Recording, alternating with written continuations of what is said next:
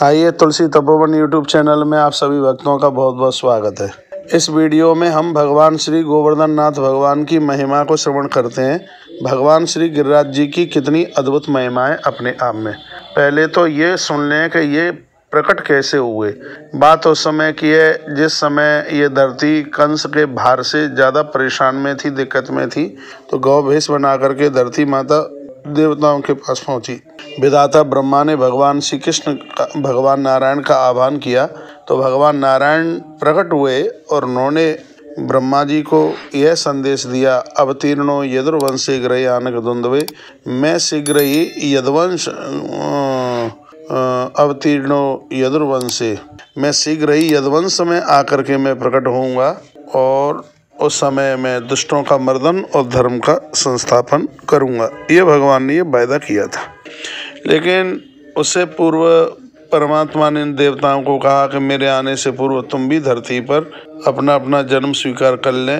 मैं भगवती राधा रानी के साथ में इस धरती पर आके अवतरित होता हूँ। भगवान ने राधा रानी से कहा कि धरती पर प्रकट होना है, जाके पहुँचना है। तो भगवती राधा रानी ने कहा कि उस स्थान पर मैं नहीं रह सकती जहाँ यमुना जी न हो, जहाँ वृंदावन न हो और जहाँ पर गोवर्धन श्री गिरिराज जी न हों।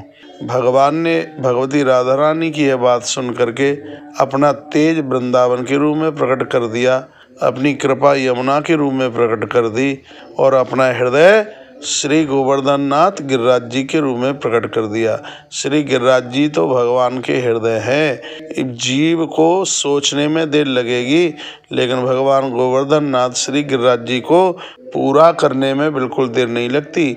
सुखदेव भगवान ने भी कहा है, जब तक धरती पर गंगा रहेगी तब तक कलयुग जीव का कुछ नहीं बिगाड़ सकता।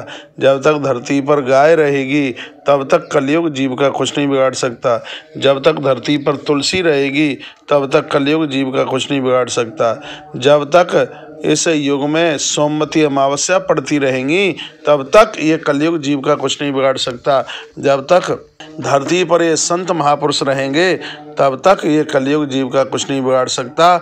और आखिर में ये कह दिया कि जब तक धरती पर श्री गोवर्धन नाथ भगवान श्री गिरिराज जी रहेंगे तब तक एक कलयुग जीव मात्र का कुछ बिगाड़ नहीं सकता।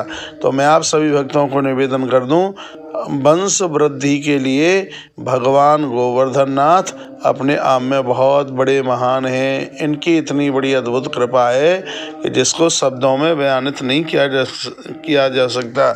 इसलिए वर्ष में एक 12 परिक्रमा आप श्री गोवर्धन नाथ श्री गिरिराज जी के लिए लगाने के लिए आइए। विशेष मनौती पर दूध की धारा से भगवान श्री गिरिराज जी की परिक्रमा लगाइए। गोवर्धन नाथ जी की 7 कोस की परिक्रमा है, 4 कोस की एक है, 3 की एक है, दोनों को मिलाकर के 7 कोस की परिक्रमा है। यदि कर सकते हो तो दोनों परिक्रमा को एक साथ में कर दीजिए, नहीं तो 4 कोस की पहले लगा लें, 3 की फिर लगा लें। ऐसा भी विधान है, इससे भी भगवान श्री गोवर्धन नाथ अति प्रसन्न होते हैं। यह परिक्रमा मानसी गंगा में आचमन करके आरंभ की जाती है और श्री गिरिराज जी भगवान के प्रमुख द्वार पर निकलते हुए इस परिक्रमा को एकदम बिल्कुल पूरा किया जाता है। तो आज भरे कलिकाल में भगवान श्री गोवर्धन नाथ जगत कल्याण में लगे हुए हैं और भगवान श्री गिरिराज जी के प्रति अति श्रद्धा रखते हुए हम उनको वंदन करें, प्रणाम करें। उनकी महिमा अद्भुत है। आज भी हजार वर्ष की उम्र के महात्मा श्री गिरिराज जी की तलहटी में पड़े हुए हैं और सिर्फ हवा वायु पी करके रह रहे हैं। उनको संसार के मान आदर सम्मान की कोई भी किसी भी प्रकार की ज़रूरत नहीं है।